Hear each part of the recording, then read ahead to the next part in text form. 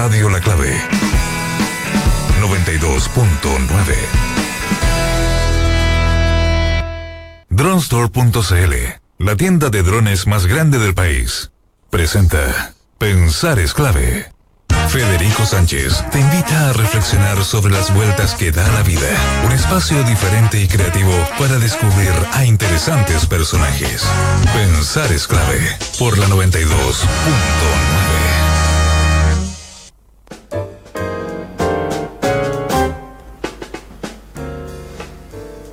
Lunes 8 de enero, Pensar es Clave, hoy día con Roberto Cariaga, periodista y escritor. Periodista, ¿sí? ¿O periodista, escritor? No, periodista. Periodista. No, Es que lo que pasa es que, como ya escribió, ahora le llaman escritor también. Sí, claro. Sería bueno que en algún momento pueda decir que soy escritor. Por ahora, periodista que escribe libros. Es un proceso. Claro. A mí me ha tocado tener invitados que yo los partí presentando hace 3 años como periodista y hoy día los presento como escritores. ¿Este es el primer libro que escribes, sí, Roberto? Sí, el primer libro. Primer libro, sí. Perfecto. ¿Dónde estudiaste periodismo? En la Universidad Diego Portales. En la Portales. Sí, maravilloso. Sí, buena universidad. Sí. ¿Cómo? Buena grandes amigos, grandes profesores. No, gran escuela. Buena universidad. Extraordinariamente buena universidad. ¿Ah? Sí, de todas maneras, sí. Sí. ¿En qué época más o menos te tocó estudiar? Yo llegué a la universidad en el 97. 97. Salí como el 2001, 2002 en esa zona. Ya, perfecto. Sí. No habían tantas escuelas de periodismo en ese momento. No. Estaban en ese momento que apareciendo más y más. Digamos. Ahora, y espérate, y cuando tú estudiabas periodismo, ¿hacia dónde caminabas y hacia dónde apuntabas? ¿Qué es lo que estabas buscando en el periodismo? Yo era un lector de prensa, básicamente. Era un lector de prensa cultural, básicamente. Ya. Y me interesaba la literatura. Ahora, había poca prensa cultural en esos años. No, bueno, pero hoy día no hay mucho más, digamos. Había re poca prensa cultural en esos años. Sí, bueno. Tenía harto tiempo libre. No, pero ya. Pero fíjate que hoy día no hay mucho más. No hay mucho más. Y uno podría ser un poco más duro y decir que hay menos hoy día. Exacto, eso te iba a decir. Claro. Pensándolo bien, sí, hay menos. Hay menos, porque por ejemplo ya no está no hay diarios como La Época. La APSI, La Hoy. Había revistas, más revistas que hoy día. Y hoy día existe un solo suplemento propiamente tal, cultural. ¿Cuál es el Arte y Letra?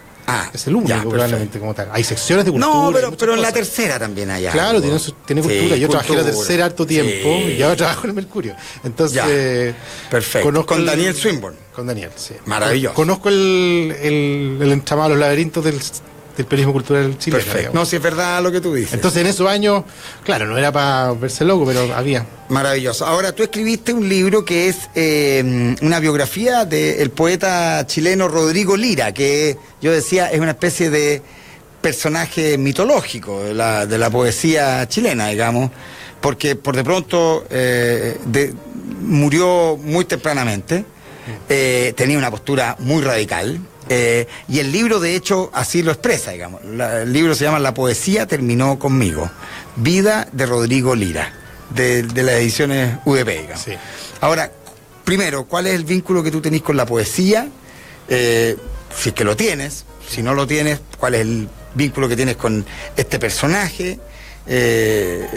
Yo soy un lector de poesía de muy chico, digamos, del colegio, ya. Y como interesado mucho en la poesía chilena especialmente, porque como uno cuando empieza a leer poesía y se topa con la poesía chilena, se abre como un campo. O sea, si somos campeones mundiales en algo, seguramente estamos en el campeonato mundial de poesía de todas maneras. De todas maneras, y hay muchas posibilidades de moverse, ¿no? Porque uno puede seguir por los terrenos clásicos, nerudianos y toda la cosa. Maravilloso. Salo Rojas, pero también puede yo también entré mucho por Juan Luis Martínez. Perfecto. Cosa un poco más la vanguardia de los 70 chilena. Y ahí aparece Lira como tú lo dices, como un ícono legendario, medio raro, medio poeta maldito. Medio poeta maldito, porque se suicidó a los 32 años. Entonces es un sujeto sobre el cual hay básicamente, por lo menos cuando yo empecé a trabajar, eran básicamente leyendas, ¿no?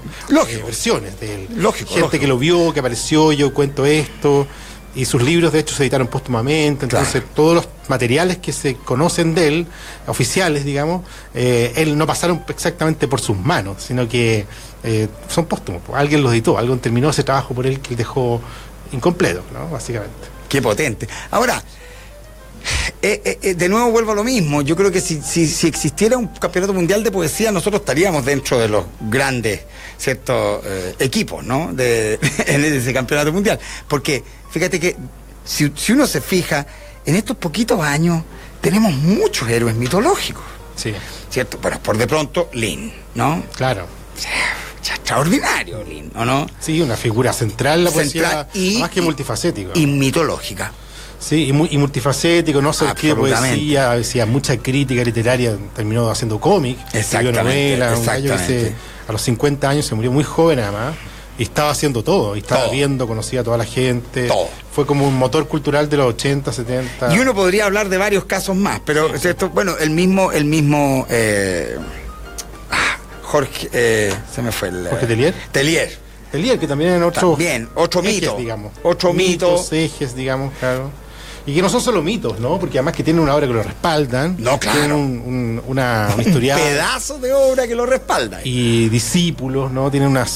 Generaron corrientes culturales de alguna forma. Exactamente. El caso de Lin es súper claro. Y sobre todo, y además, lo que me parece bellísimo de los poetas es que ellos no son escritores de poesía, son poetas. Se levantan como poetas en la mañana, se visten como poetas, caminan como poetas, comen como poetas, orinan como poetas. ¿Me entendí? No es una ocupación de 8 de la mañana a 6 de la tarde. Se es poeta, ¿no? Uno no trabaja en poesía, ¿no? Y en el caso, por de pronto, sí, de Rodrigo Lira y, bueno, Jorge Tellier, Lin, en fin, uno ve ese tipo de personajes, ¿no? Personajes que no son poetas de 9 de la mañana a 6 de la tarde. Son poetas 24 horas del día, 365 días del año. Digamos. Claro, o sea, básicamente yo creo que en estos casos de la poesía todavía opera la idea como romántica de la literatura, digamos, que son sujetos que viven para tal cosa. O sea, ser poeta es, como tú dices, siempre está siendo poeta. Incluso se puede ser poeta sin escribir poesía.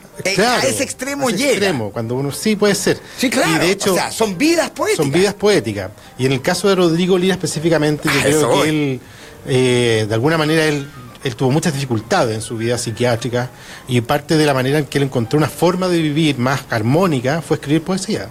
Ese lugar fue lo que a mí me parece que lo equilibró durante bastante tiempo, hasta que ya al final no, pero durante mucho tiempo por supuesto. Lo mantuvo a flote y trabajó, le permitió vivir una forma de vida, una manera de vivir, digamos, y que es a través de la escritura y de pensar poéticamente, literariamente, entenderse con el mundo. Y eso es claro que, como tú dices, un poeta no es una ocupación de trabajo, de levantarse, sino que es una forma de vivir. Es una vida, claro, es una vida. Ahora, Ediciones UDP, ¿cómo parte este proyecto? Porque Roberto Cariaga, jovencito, ¿sí? 1978. Sí, tengo 39 años, no sé si ya todavía califico como jovencito. Joven, saquémosle el cito, joven, ¿ya? Bueno, ¿cómo tomas una decisión así de punk?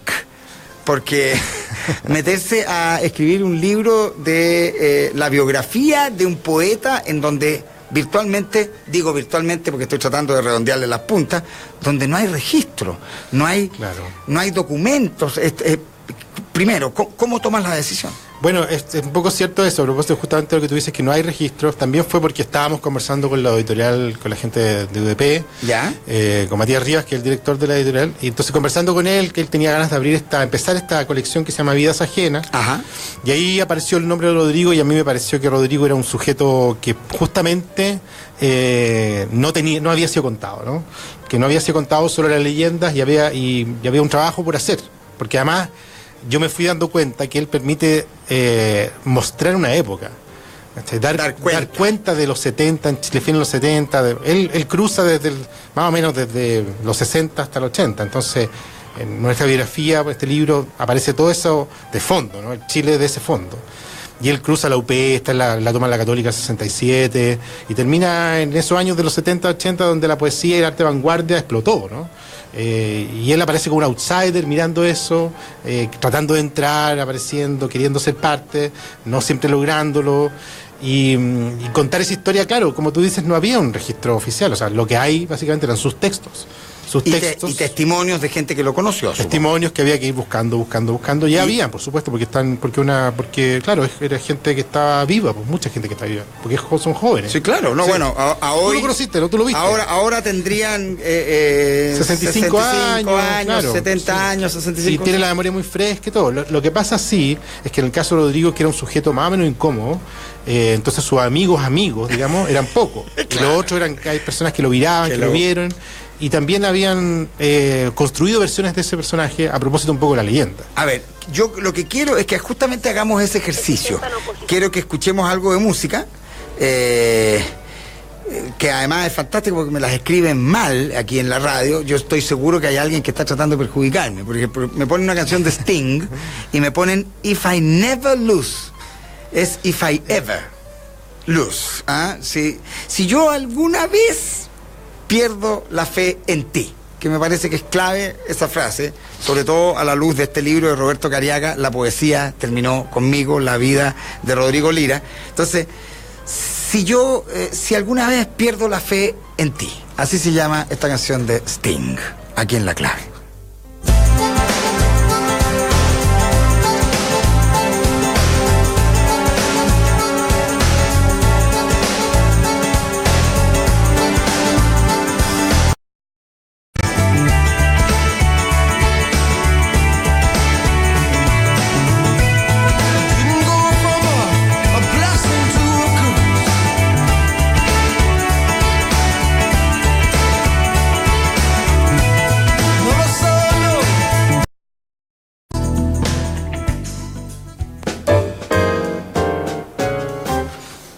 Ahí estaba Sting, estamos conversando con Roberto Cariaga, La poesía terminó conmigo, vida de Rodrigo Lira, de Ediciones UDP.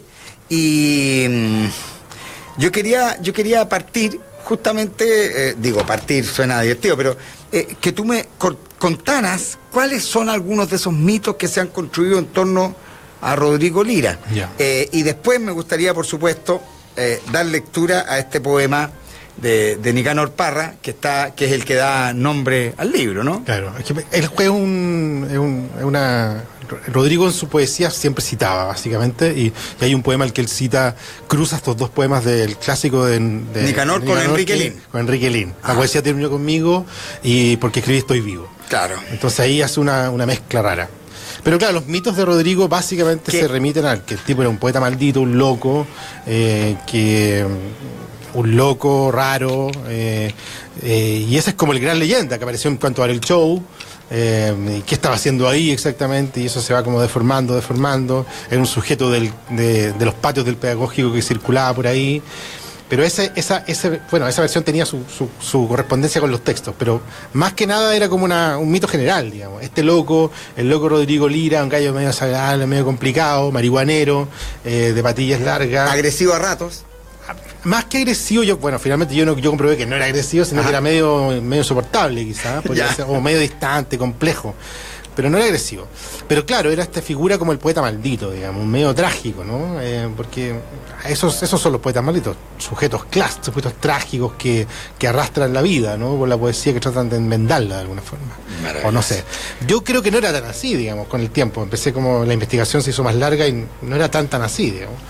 A ver, ¿por qué? Sino que era básicamente, era un sujeto que sí, efectivamente tenía algunos problemas psiquiátricos, más o menos, por lo menos fue diagnosticado con esquizofrenia. Con el tiempo, como otros amigos que eran psicólogos, ellos tienen algunas dudas que efectivamente ese era el diagnóstico preciso. El cuadro. Claro, pero sí tenía alguna desequilibrio y además vivió como tal. Tuvo electroshock, pasó por varios psiquiátricos, entonces, como sea, él sí sufrió ese tipo de vida, o sea, la vivió como un loco y él se presentaba muchas veces como tal. Y en su poesía hay varias declaraciones de eso. Él es súper honesto o confesional con su obra, entonces siempre está recurriendo a su vida para escribir, digamos, modificándola, contando lo que uno puede. A mí me parece que es cierto, está diciendo cosas verdaderas, está como documentándose. Entonces hace de su vida un documento literario, digamos. Es que yo eso te iba a decir, yo creo que me atrevo a decir que tal vez él es por excelencia posmoderno, ¿cierto? Sí, claro. En cuanto a la manera en la que escribe, que cita, que mezcla, que hace una especie de copy-paste, ¿cierto? Que toma, que efectivamente lo que tú dices, su vida tiene algo de documento de sí misma, digamos, ¿cierto? Sí. Que también eso es muy posmoderno, digamos, ¿cierto? Entonces, ahora, él en sus pares, ¿cómo lo evaluaban? ¿Cómo lo tomaban? Mira, él empieza a ser un sujeto más o menos público, digamos, a fines de los 70, como el 78 hasta el 81 que muere, donde empieza a aparecer efectivamente en Santiago, fundamentalmente, una escena cultural, digamos. Entonces hay mucho recital de poesía en todas las universidades, están artistas, Lepe, Ditman, están operando, el CADA aparece, Enrique Lin, Nicanor Parra, hay un circuito, y él empieza a aparecer en ese lugar. Empieza a leer poesía en esos lugares, y así se va acercando a escritores como Enrique Lin, a Nicanor Parra, Zurita, y así aparece un poco como un loco, ¿no? Como un gallo más o menos desequilibrado, menos complejo, con poca filtro. Entonces, medio a Zurita le parecía un tipo cargante. ¿Alguna anécdota, por ejemplo? A Zurita le parecía un tipo cargante, digamos. Por ejemplo, hay una anécdota muy, muy interesante, que es cuando él le pide la mano, o sea, por razones bien misteriosas, digamos, le pide la mano a la hija de José Donoso, a la hija de Enrique Lin, a la hija de Nicanor Parra y a Jorge Edwards, que son todas niñas en ese momento, el 80. Son todas niñas de 12, entre 15 años, y le hace una petición formal de mano. Y eso, claro, ¿qué es lo que está haciendo ahí, Rodrigo? Una performance, porque claro, si es una performance. Es una performance. Es una performance privada, porque tampoco claro. Es que él haga una presentación pública con eso, sino que le mandó documentos a cada uno. Entonces, en ese acto también hay una forma de sumarse a esas tradiciones, ¿no? De ligarse a las tradiciones literarias más grandes de Chile, ¿no? De entrar parte de ellas. Pero ¿cómo se responde ante eso? Nicanor Parra, por supuesto, no respondía, no lo pescaba, digamos, y Lindsay lo tomó muchas veces en cuenta, terminó escribiendo un prólogo de su libro, trabajando en la edición póstuma, y finalmente fue el que como trató de entenderlo mejor, digamos, porque estaba quizás en la misma sintonía, porque Lira estaba escribiendo un poco sobre la situación suya, personal de ese momento, pero también sobre el Chile en los 70, la dictadura, y lo hacía desde una forma súper irónica y dura y sarcástica. Y era un poco la frecuencia en que estaba Lin también, ¿cachai? Ya no estaba siendo grave, no estaba siendo nerudiano, no estaba haciendo a la manera de Raúl Zurita, que era el dramático, sí, claro. que estaba dando cuenta de esa tragedia, con todo el peso que tiene. Lira se reía y hacía juegos lingüísticos con eso, juegos sobre sí mismo, metáforas. Y ahí, entonces, era un gallo medio inquietante. Claro, era un poco inasible, ¿no? Sí. Esa es la palabra, ¿no? Claro, y parece que en el trato diario era también así, pues precisamente, medio como, ¿cómo me comporto con este gallo? Podía llegar y decirte, oye, esa corbata que te pusiste hoy día es horrible. Bueno, yo estoy de acuerdo contigo, es horrible, digamos. Lo bueno es que la gente lo está viendo por streaming. Ellos juzgarán. Está viendo por streaming esto, efectivamente, www.radiolaclave.cl. Recuerden, tenemos Twitter también, @radiolaclave, y el hashtag es Pensar es Clave. Efectivamente ando con esta corbata, que tuve bastante conflicto hoy día en la mañana, pero dije, ¿por qué no? Me gusta la combinación que da este color celeste con este fucsia pálido, ¿no? Eso no podemos negarlo. Es que por eso te digo, sí, y estoy de acuerdo contigo, que es una corbata horrible, pero fíjate que la maravilla es que a veces las cosas horribles también funcionan, ¿eh? Sí, esa es la cosa. Por eso que estoy de acuerdo con Rodrigo Lira, yo. Oye, ya, y por lo tanto, la gente, sus pares le tenían ahora, y su familia, ¿tuviste contacto con su familia? No fue tan fácil hablar con la familia, porque para la familia básicamente Rodrigo es muy doloroso, es muy doloroso, digamos, porque fue Rodrigo no trabajó nunca, y fundamentalmente su familia se hizo cargo de él. Ya. Y le compraron un departamento, y fue doloroso, básicamente. Entonces todavía es doloroso. Ellos hablaron un poco conmigo, en realidad no querían que se hiciera este libro, la familia. Ya. Ellos preferían no, porque para ellos su vida privada, hablar de ellos también es complejo. Por supuesto. Entonces para su familia es un sujeto complicado esa parte. Me dieron algunas informaciones, pero preferían que no saliera el libro. Para sus amigos, como te decía, era este gallo loco, pero tuvo un grupo de amigos más preciso, digamos. Entre ellos, quizás uno de sus grandes amigos de los últimos años fue Roberto Merino. Él fue su Merino tenía 10 años menos que él, pero fue su gran amigo en los últimos años, digamos, en los últimos 3, 4 años. Ahora, lo bueno es que tú en la Diego Portales tenías contacto con Roberto Merino, tenías contacto con Raúl Zurita, con muchos de los que... No, sí, además ellos fueron... Merino me ayudó muchísimo, hablé muchas veces con él, digamos. Tiene gran memoria y un gallo muy muy simpático, muy cercano y quiere contarlo todo. No hay ningún problema en ese sentido. Yo encuentro, y la familia entonces para ellos fue un episodio, bueno, lógico, una cosa compleja, digamos. Porque para la familia en realidad lo que pasa es que Rodrigo, más que un poeta, en realidad era su hijo que tenía problemas, ¿no? Y mucho tiempo les costó calibrar el peso de su escritura, saber qué tipo de poesía era, no la entendían muy bien. Porque como tú decías, es una poesía moderna, rara, post-parra, entonces no es fácil de entender a un lector clásico, digamos. Y su papá era coronel del ejército, tenía una formación, sin embargo era un lector y terminó pintando, era un sujeto culto, ¿no? Era abogado, después de salir de militar era abogado, pintaba, leía poetas franceses, no era un gallo que estuviera ajeno a eso, a la literatura y al arte. O sea, un gallo con un nivel cultural. Y la mamá también es una mujer que también es una lectora. Sin embargo, la poesía de su hijo es bien desafiante. Siempre te está tirando cosas en la cara. Te está diciendo que que es un loco o no, digamos. Te está poniendo en duda, te está haciendo preguntarte cosas. Qué potente. Estoy viendo el libro que en la última parte tiene efectivamente imágenes, en donde sale mucho del registro fotográfico, sí, claro, con José Donoso, con efectivamente, bueno, cuando estaba en cuanto al show, yo me acuerdo de eso, aunque no lo crean, y con Nicanor Parra, con algunas fotos, y tiene unas obras aquí al fondo que supongo son de él, ¿no? Sí. Que son unos collages. Claro. Que armaba, que son de verdad también muy potentes. Sí, esa es como la gran pérdida que ha pasado con Rodrigo, que toda la escritura, todo el texto, todos sus textos teniendo un soporte gráfico. Y eso cuando pasó al libro, que fue la primera vez que se publicó Proyecto de las Completas, se perdió. ¿Y eso hay registro? Sí, hay registro. ¿Hay guardado eso? Hay guardado, hay muchos papeles que lo tienen, digamos, pero igual están un poco en mal estado, porque eran fotocopias sobre fotocopia, era bien precario ese trabajo, pero sin embargo él tenía un trabajo gráfico interesante. De hecho hay muchos dibujos, ¿no? También hizo muchos dibujos. Entonces, claro, ese costado gráfico que era muy de su época, además, que le incorporaba un valor diferente a su obra, está medio perdido y nunca ha quedado, nunca ha aparecido en sus libros, digamos. Y es difícil, de verdad es difícil meterlo porque está en un estado precario, entonces hay que trabajarlo con mucho cuidado. Qué interesante. Oye. Todos los poemas más conocidos de él tienen unos injertos gráficos, unos recortes, unos collages, no sé. Él hacía estas distribuciones de texto, ¿no? Hacía fotocopia y entregaba un texto. Pero ese texto venía con una foto adelante de algo, no sé, la Virgen María, una montaña rusa, y lo entregaba y tenía acá 1000 citas y cuestiones, digamos.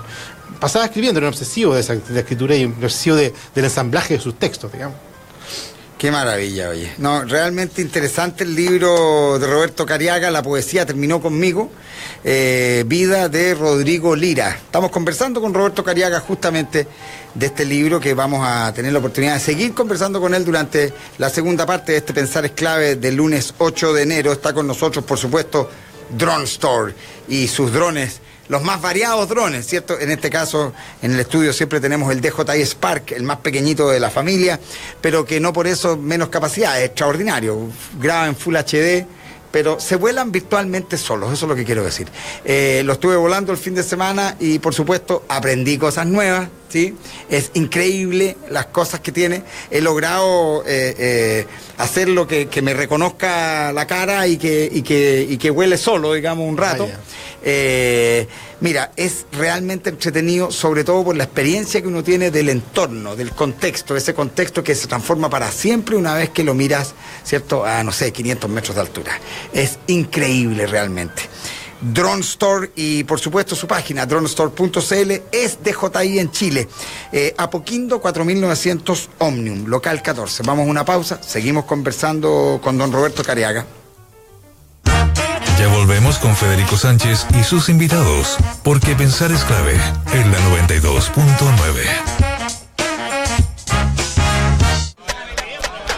¿Quieres escuchar buena música, entrevistas entretenidas y estar siempre enterado de los mejores panoramas?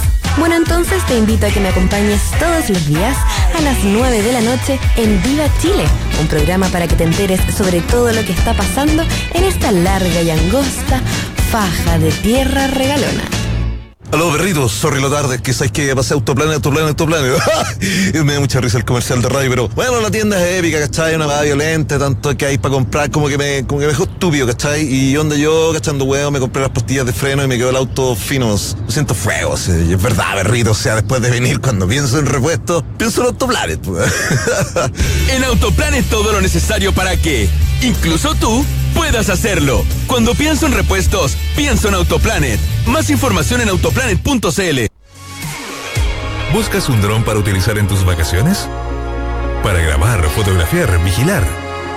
¿O hacer trabajos topográficos y termográficos? En Drone Store contamos con los mejores especialistas en el área industrial, audiovisual y hobby, para que siempre obtengas una respuesta a tus dudas.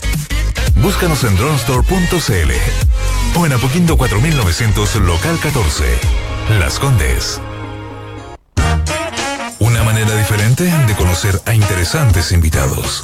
Pensar es clave en la 92.9.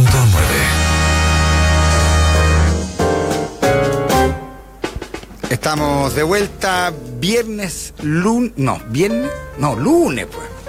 Cacha. ¿Por qué siempre cambio los días yo? ¿Saben por qué me pasa? Porque a veces la hoja me queda así y veo por arriba de los anteojos y no veo lo que leo. Entonces supongo lo que leo. No, hoy día es lunes 8 de enero, claro. Claro, ¿no? Porque además sería bonito que uno viajara en el tiempo, pero hacia adelante. Bueno, de hecho, le tenemos que explicar a la gente que este es un programa que se edita siempre después de ser escuchado. Son las paradojas. ¿Puedo decir cualquier cosa entonces? O sea, pero lo bonito es que se va a editar después de ser escuchado. Ya. ¿Te fijas? Y hacemos incluso, por ejemplo, este programa está en el futuro. O sea, si digo una gran barbaridad, ¿me cortarán o a lo mismo? No, ya, no hay perfecto, problema. gracias. Está todo. O sea, va a salir. Eso es lo bueno. Tú decís, si decís una gran barbaridad, nosotros la valoramos. Ah, ya, vale. La dejamos, la atesoramos. Vamos para allá entonces. Yo quiero leer un poema que, insisto, es el que le da nombre al libro, supongo, ¿no? Y que es este poema es de Enrique Lin. Sí.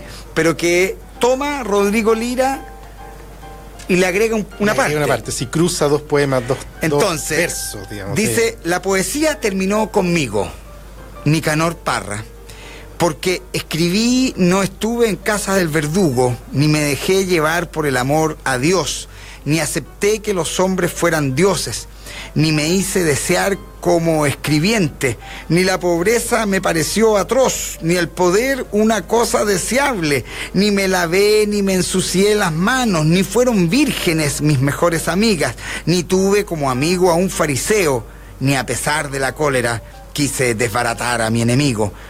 Pero escribí y me muero por mi cuenta, porque escribí estoy vivo, porque escribí, Enrique Lin.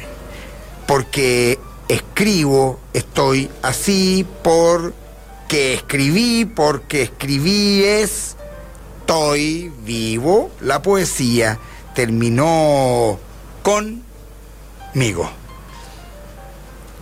Extraordinario, ¿no? ¿Ah? A veces Lira como manipulando. Exactamente. Rodrigo Lira en esta última parte que desestructura literalmente, ¿cierto? La obra de Enrique Lin, que a su vez ya estaba citando a Nicanor Parra. Claro. Entonces, por eso digo que hay una maniobra muy posmoderna. Se monta como la tradición y la desarma. Y la desarma. En ese sentido uno podría haber dicho con bastante soltura y desparpajo también, que él era hacía una deconstrucción, ¿cierto? Sí, que estaba muy en boga. Sí. Fundamentalmente a partir de lo que Derrida había planteado, digamos, claro, ¿no? en ese momento, yo creo que en esos momentos en Chile se estaba empezando a conocer todas esas lecturas, ¿no? Claro. Los 70, a través del Departamento de Estudio Humanístico de la Chile, Ronald Kay, esa gente, claro. Aneli Richard, empezaban a traer esa información, esas nuevas lecturas, y Rodrigo yo creo que fue un súper lector, digamos, y leyó al menos horizontalmente esos textos, digamos. Leyó más poesía, yo creo, más literatura, pero y también leyó historia, era un gallo súper culto. Y seguramente, estudió filosofía. Lo primero que estudió primero psicología, después estudió filosofía, después estudió arte, lingüística. Entonces, un gallo que no terminó ninguna carrera, pero tenía múltiples conocimientos, digamos. Y era y sobre todo era un creador muy arriesgado. Sí. Ese es el punto. Mira, aquí hay otro texto que también quiero leerlo. que está en tu libro y que, a ver, ¿cómo lo podríamos decir? ¿Es una cita a un texto? Es una cita de un texto, de un poema grande que se llama Testimonio de Circunstancia. Ya. Y entonces aquí es una especie como de autobiografía, digamos, un testimonio. ¿Quién soy yo? No sé, una cosa así. Perfecto. Dice, abro comillas, porque lo que yo escribo, los textos como o casi como este, no son poemas. A no ser que poema no se escriba solo con P de profundo, con P de prístino, de puro, de plateado pétalo, a no ser que poema se escriba también con P de puta preñada, de puta pariendo, de puta madre, de puta frígida, de puta estéril, puta la huevada, de puta difícil, de puta caliente, de puta niña, joven, mujer, señorita o señora puta, pringada muchas veces, con P de puñal, se ha escrito más de algún poema, pero, y con P de 100 palos zen en la 100, chúpate ese cuán, coño, con P de patada en el poto o en el plexo solar, o de palmadita en la mejilla del amigo o en el trasero de la chica coqueta, o de paleteada de sepulturero. Yo lo encuentro fenómeno. Claro, yo creo que hay como una desacralización total de la poesía. Fenómeno. Que es como el camino que hizo Parra primero y él llega como a tirarlo todo al extremo. Pero con, Sí, todo. con todo. O sea, sin anestesia. Sin anestesia. Está. Ahora, en ese contexto, él era de verdad muy difícil de digerir. Sí, era muy difícil, porque además, de alguna forma...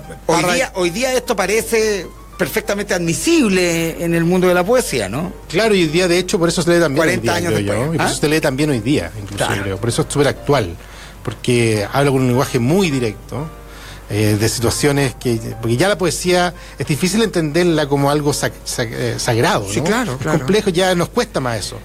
Y ese camino ya se recorrió, y hoy día esta escritura con una voz común, digamos, da cuenta de cosas más terrenales, más reales hoy día para nosotros, y que eran muy reales para él y para cualquiera, en rigor, ¿no? Y tenía esa conexión más directa con cualquiera, no con un lector específicamente, pues, porque él lo que está haciendo precisamente en esa parte que tú leíste es como desbancar la tradición, digamos, oye, ya no es poesía pura, digamos, la pureza no es, Claro. es otra cosa. Que era un camino que empezó Parra, pero Parra siempre fue medio intelectualoide, un bromista, por aquí por acá, siempre te da una y te quita otra. Lira lleva todo al extremo, ¿no? Esto además, claro, es bien panqueta. Sí. Claro, es un mix complicado de digerir. Y ¿no? pop también, de alguna forma. Muy pop. Si vuelvo a decirte, para mí esto es muy posmoderno, ¿no? O sea, yo creo que la maniobra que él hace es fundamentalmente posmoderna. Podríamos arriesgarnos a decir que se inaugura la posmodernidad con la poesía de Rodrigo Lira, digamos. Sí, quizás yo creo que Parra ya hizo abrió ya, puso... Sí. Ahora, lo que pasa es que para mí Parra sigue siendo moderno. Para mí Parra todavía está en la tradición de lo moderno, ¿cierto? Si querí, para mí Parra está más cerca de los dadaístas o de Tristán Tzara, digamos, ¿cierto? Sí, Parra siempre está pidiendo disculpas. Por eso te digo, para mí él es moderno, ¿cierto? Sí, siempre está que yo quiero romper con eso, pero todavía no puedo romperlo. Exactamente. Lira ya está totalmente afuera. En cambio, Lira está completamente afuera con eso, ya lo dejó atrás, digamos, porque además no hay una evaluación del costo aquí. Y en ese sentido es poesía pura. Sí, claro. Que el bonito, que te fijáis cómo lo terminamos nosotros dando vuelta. Estamos conversando, por supuesto, con Roberto Cariaga, el autor de este libro de la vida de Rodrigo Lira, que se llama La poesía terminó conmigo. Hay un texto que es de Roberto Bolaño. Sí, y que dice, a diferencia de la mayoría de sus contemporáneos, Rodrigo Lira no es un habitante involuntario de un sueño incomprensible, sino un habitante voluntario, alguien que tiene los ojos abiertos en medio de la pesadilla. ¿Cómo se interpreta ese texto? Mira, ese texto es parte de un artículo un poquito mayor sobre Lira, digamos. Que lo escribe además Roberto Bolaño, que ya de suyo tenía algo de lo que él mismo está diciendo aquí, digamos. Sí. Él es una persona que fue valorada también ex post, ¿no? Claro. Sí. Bueno, igual en vida. No, pero Bolaño, no sí. en Chile al menos. Empezando. Sí, se murió en el momento que estaba estallando. Pero claro, estrellando, pero perdón, Roberto Bolaño Ahora, de nuevo, era una estrella mundial. Una estrella mundial. Sí. Y fuimos los últimos en caer en la cuenta de eso. No pongas tan, no seamos tan exagerados. Si no solo lo que pasa es que lo bueno es que Roberto Cariaga me dijo, no seas tan exagerado. Me dijo. O sea, él admite que es verdad lo que estoy diciendo. No, lo que pasa es que los gringos hicieron su pega muy bien, entonces lo tradujeron a inglés y al tiro lo transformaron en el ícono que hoy día. Nosotros lo leímos con un súper buen escritor, lo discutimos, pero cuando se murió era un súper escritor, Latinoamérica, era un gallo y ya era un referente. Pasa es que los gringos echaron a andar la máquina, ¿no? Ya, imperialista, okay. y lograron situarlo como la estrella global que es. Ok, perfecto, acepto yo. Mira, sigo boxeando, aquí estoy. Me cierro, conecto el jab, pero entiendo, perfecto. Ahora, y Roberto Bolaño escribe entonces, vuelvo a leer el texto para que lo... A diferencia de la mayoría de sus contemporáneos, Rodrigo Lira no es un habitante involuntario de un sueño incomprensible, sino un habitante voluntario, alguien que tiene los ojos abiertos en medio de la pesadilla. Sí. Ya. Entonces yo te decía, es parte de un artículo un poquito más largo, donde él tiene una idea súper inquietante, Bolaño, sobre Lira, que dice que quizás es el último poeta de Latinoamérica. Son estos lanzazos que se tiraba Bolaño para engancharte. Pero también lo que estaba diciendo en este texto, precisamente en esa cuña, esa frase, es que él es un sujeto que está... Latinoamérica en los 70 era un lugar complejo, duro, donde había unas dictaduras por todas partes, muerte en todas partes, y Lira ya era un descreído, en realidad. Ya él había sido un sujeto que ya había pasado por Lupé, y a fines de los 70, cuando se empezó a articular una nueva resistencia cultural, política, como sea, él ya no estaba metido en eso, ya no creía en nada de eso. No le interesaban los partidos, era un cínico en ese sentido. Ya había creído, ya había sido de Lupé, o más o menos, pero ya no era nada. Entonces el gallo estaba, miraba su risa, su carcajada era una carcajada bien dramática, bien dura en realidad. No era una risa porque sí.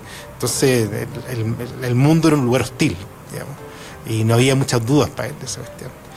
Y la escritura lúdica, sarcástica, era una manera también de enfrentarse a esa dureza. Entonces yo creo que lo que estaba diciendo Bolaño es que Lira era capaz de ver todo esto, digamos, sin engañarse, en realidad. O sea, que este camino estaba un poco conducido a... Bueno, el camino de Lira estaba medio trazado, quizás. Él intentó suicidarse varias veces. Ahora, perdona, y no solo estaba trazado, tal vez, dices tú, sino que yo creo que él proyecta un trazo que, como bien decíamos hace un rato atrás, termina por hacer que su poesía hoy es muy legible, es muy actual, digamos, 35, 40 años después, ¿no? Sí, claro. De hecho, claro, de alguna forma lo que está escribiendo él está escribiendo para uno podría decir que está escribiendo para un futuro, ¿no? Claro. Porque en el momento fue ligeramente reconocido por los pares, o sea, algunos no lo pescaban nada, digamos, pero solo después fue leído. Los 80 fue un proceso de lectura, digamos, y los 90 en realidad se convirtió en un poeta más canónico. De hecho, prácticamente no hay muchos estudios, ensayos de la academia que hayan dado cuenta, Rodrigo. No hay investigaciones sobre su obra. Entonces fue una lectura lenta que recién a los 90, a fines de los 90 ya empezó a sumarse como una voz. Ahora, y Roberto Bolaño, por lo tanto, lo tenía identificado. Es que Bolaño era un lector así increíble, leía todo perfectamente. Además que en ese momento, cuando lo leyó, mira, Bolaño en estos años tenía una revista del 80, tenía en el 84, tenía una revista que se llama Ver Trepá, que es una cita a un texto de Cortázar. Ya. Y tenía una revista que era un fanzine, así, súper rasca, que fotocopiaba con un amigo. Y desde España, estaba en Barcelona. Y cuando se muere Rodrigo, él lo publica. Cuando Rodrigo Lira en Chile era un gallo ya desconocido, él estaba ya súper conectado y lo publica. Entonces y claro, este texto que escribió es de los 90 ya probablemente, pero era un lector, un super lector que leyó toda la poesía chilena, lo sabía todos quiénes eran, y por eso Bolaño hoy día es quien es también. Sí, claro, no, sin duda. Estamos conversando con Roberto Cariaga de su libro La poesía terminó conmigo, Vida de Rodrigo Lira. ¿Cuánto tiempo nos queda? ¿Alcanzamos a escuchar algo de música? Perfecto, escuchemos algo de música. Walk of Life, Camino de Vida, Dire Straits, aquí en La Clave.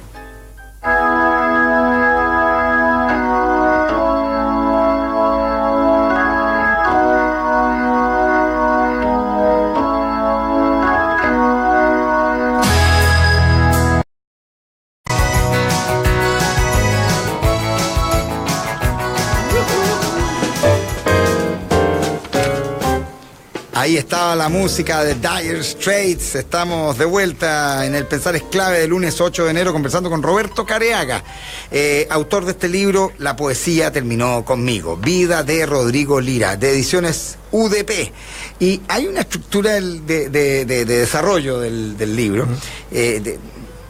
donde los subtítulos son muy re buenos, los títulos de cada capítulo son muy re buenos, porque claro, el último es El último poeta, que ya hablamos y que me parece fenómeno, claro. ¿Cierto? Efectivamente es casi, ¿cierto? Es casi el tag, ¿no? La etiqueta con la que uno debería archivar a Rodrigo Lira, El último poeta, digamos. Maravilloso.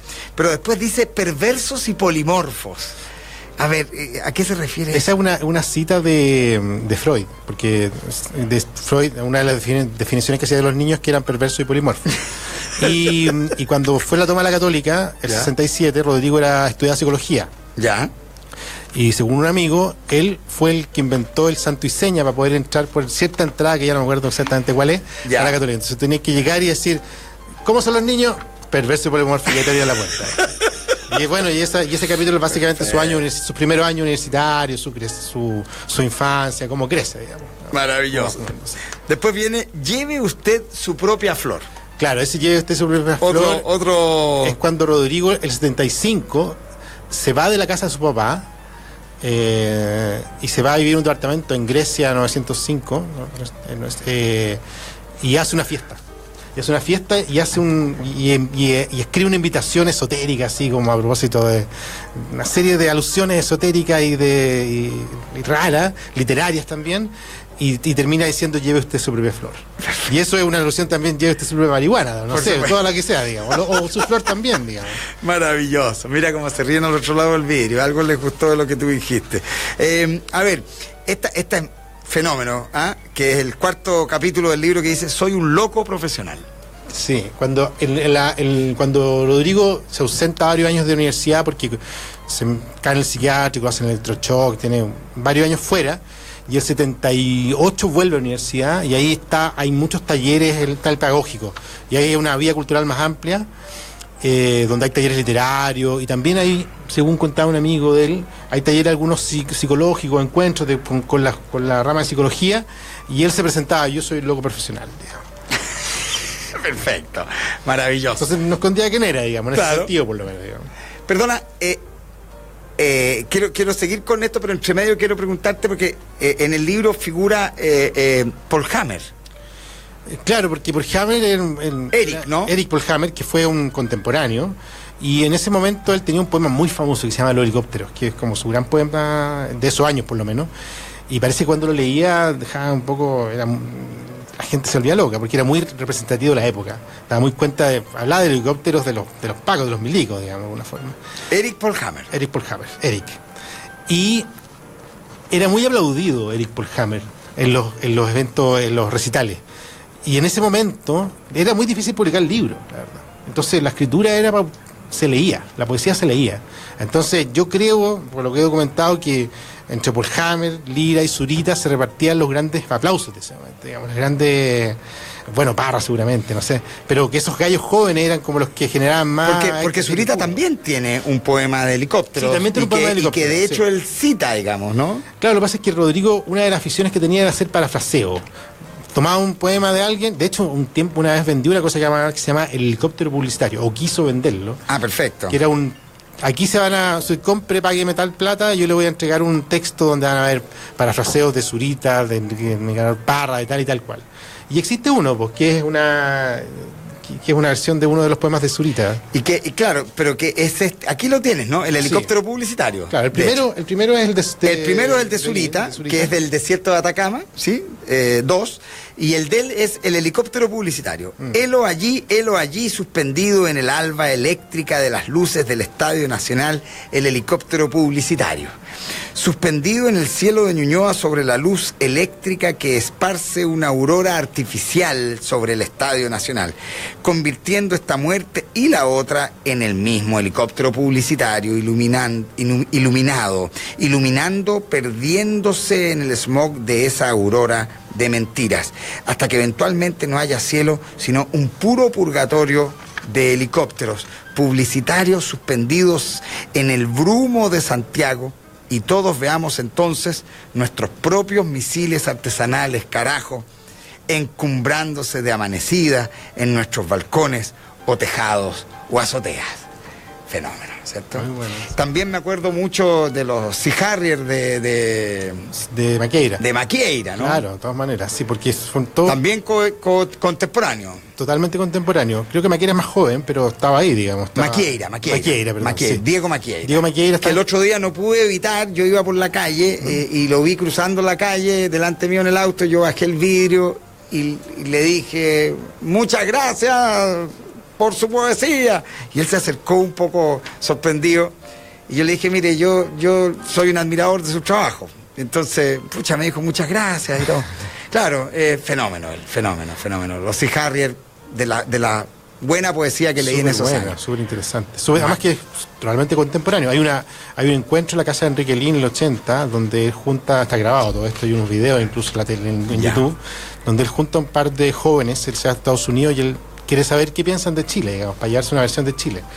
Y está Diego Maqueira, está Mauricio Electorat, está Rodrigo Lira, está Roberto Brodsky también. ¡Wow! Y eso está todo grabado porque alguien tenía una cámara VHS que era una nueva cámara y grabó todo eso. Y al final, lo que tú puedes ver en YouTube hoy día es una versión de un corte donde Lira está vestido con un sombrero que era... ¿De Copa? De Copa, que es Sí, el personaje de Gerard de Pompier. Pero claro, que Eso si es yo la lo casa he de visto Lin. eso. Y él lee un poema porque dicen, sobra un poquito de cinta. Y dice, oye, ¿sabes qué? Sobró cinta. ¿Quién quiere decir algo? Y Lira dice, yo, al tiro. Y se pone el sombrero, se sienta en un sillón de mimbre. Claro, como de Julio Iglesias. Exactamente. Maravilloso. Oye, hay otro capítulo que dice Desenrollando Metapoesía. Claro, eso tiene que ver con unas grandes apariciones públicas, porque Lira tuvo en el 79, 80, 81 se hicieron estos encuentros culturales en Las Condes, el Instituto Cultural de Las Condes, que fueron muy masivos para la escena cultural chilena, fueron todos, no habían esos eventos en Chile, y Lira fue y leyó un texto que era un papel enrollado. Entonces se va desenrollando, un texto largo, y cae en el suelo, se queda amarrado. Y le hicieron una foto que salió en Ercilla, la única foto en colores que hay de él, y el pie de foto se llama Desenrollando Metapoesía. Maravilloso. Y eso y ahí fue un poco de consagración en ese momento, digamos, porque leyó y fue aplaudido, fue conocido por sus pares, de alguna forma. ¿Y qué año fue eso? Eso fue el 79. No sería raro que yo haya estado ahí, fíjate. Puede ser. Sí, no sería raro porque me estáis hablando. Qué divertido. Fíjate que hay muchas cosas de las que me iba acordando a medida que vamos hablando. Esta ingrata labor, el otro capítulo. Esa ingrata labor, eso se refiere a una carta que le envía a Raúl Zurita. Ya. Porque Rodrigo tuvo una especie de tironeo con Zurita. Porque Zurita se convirtió en el poeta joven, Claro. el gran poeta joven. Son de la misma edad. Ah, ¿son de la misma edad? Más o menos. Creo que Yo creo que Zurita puede ser más joven. Sí, pero un año, algo así.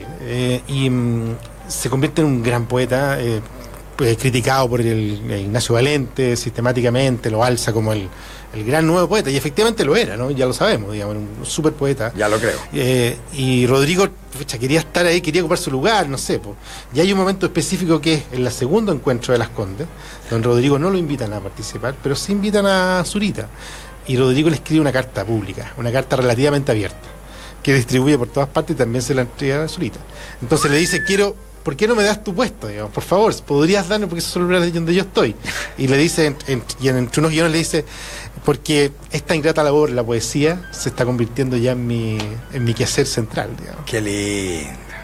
Y el último capítulo, Solo tendrás piedras. Es un poema de Rodrigo Lira que se llama STP, que es básicamente Solo tendrás piedras, digamos. Y es un poquito... Y STP por el lubricante, ¿no? Por el lubricante, y también porque aparentemente había una leyenda de que ese lubricante tenía... Claro, tenía una cuestión para volarse, Sí. que tú lo aspirabas y como un tolueno o algo así, Exactamente. que lo aspiraban. Bueno, y por ahí hay mitos que dicen que la banda gringa Stone Temple Pilot también se llama así por STP, digamos. Sí, Sí, eso de lo hecho. sabía, no. Sí. ¿Eso lo sabías? No lo sabía. Sí, pero- sí, claro. Stone Temple Pilots dicen que es STP. STP, Claro, por lo mismo, por la misma razón. Ahora, Rodrigo mismo en el poema STP al tiro dice eso es falso.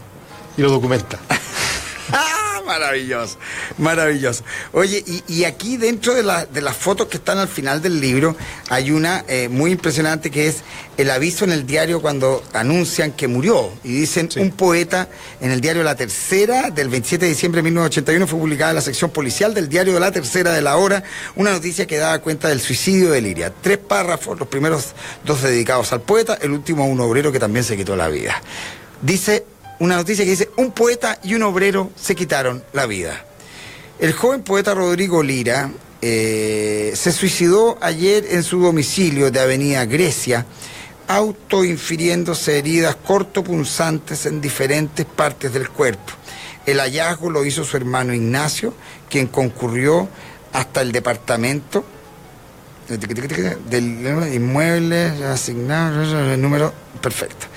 Lira fue encontrado en el baño de su domicilio con profundas heridas punzantes en el cuello y en el rostro, con heridas cortantes en ambos brazos, lo que al parecer causaron su deceso por anemia aguda.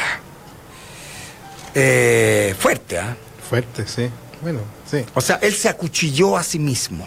Sí, yo no tengo más antecedentes que esos. Que esa información, de hecho, no, y como te decía, yo con la familia no pude hablar mucho, entonces no llegué a ese tema. Ahora, yo entiendo el dolor de la familia, pero también agradezco la labor que tú has hecho, porque Rodrigo Lira es parte del imaginario poético de Chile, es parte de la historia de la poesía, y por lo tanto, insisto, entiendo a la familia, pero también agradezco que se pueda conocer más de la vida de Rodrigo Lira, por supuesto, y así acceder también en una dimensión más potente a su obra, a su trabajo. Bueno, era un poco esa la intención, digamos, dar cuenta de situarlo, contextualizarlo, entenderlo mejor, que fuera más difundida su obra, entenderlo un poco, ¿no? De dónde sale este sujeto tan raro, y sus antecedentes, pues una biografía, tratar de situarlo. Maravilloso. Entonces, de esta colección Vidas Ajenas, de UDP, de la editorial UDP, el libro de Roberto Cariaga, La poesía terminó conmigo, la vida de Rodrigo Lira. ¿Sí? Fantástico. Roberto, muchísimas gracias. Muchas gracias, Federico, por invitarme. Muchas gracias por haber conversado con nosotros durante esta hora de la obra y poesía de Rodrigo Lira. Agradecemos, por supuesto, a Drone Store. Y que bueno, claro, hay muchos tipos de drones, ¿eh? Hay de todo tipo, más bien. Hay desde algunos que son bastante operativos, ¿sí? Para fumigar un potrero, para hacer ese tipo de labores, y otros que por supuesto están metidos en el centro del mundo audiovisual. Nosotros en Cititur usamos uno que también es de DJI, y que es extraordinario, es plegable, es muy fácil de transportar, y luego este que yo creo que es el dron más doméstico que tiene Drone Store para su público, el DJI Spark, un dron 100% doméstico, pesa menos de 700 gramos, por lo tanto no necesita licencia para ser volado, eso es muy importante, y claro, y se vuela virtualmente solo, graba extraordinariamente bien, y claro, y se maneja desde una aplicación en tu celular, o bien con el sistema de reconocimiento facial que se vuela solo, ¿no? Y responde a los gestos de tu cuerpo. Drone Store es DJI en Chile, por supuesto su página dronestore.cl, están en Apoquindo 4900 Omnium, local 14, una cosa importante, Drone Store también es el único servicio técnico recomendado por DJI en Chile. Muy importante, si usted tiene un dron. Vaya a Drone Store en Apoquindo 4900 Omnium, local 14. Recuerden, chiquillos, todos los días pensar es clave a las 19 horas, aquí en la 92.9. Don Roberto Cariaga, muchísimas gracias por habernos acompañado. Muchas gracias. Chau, chau.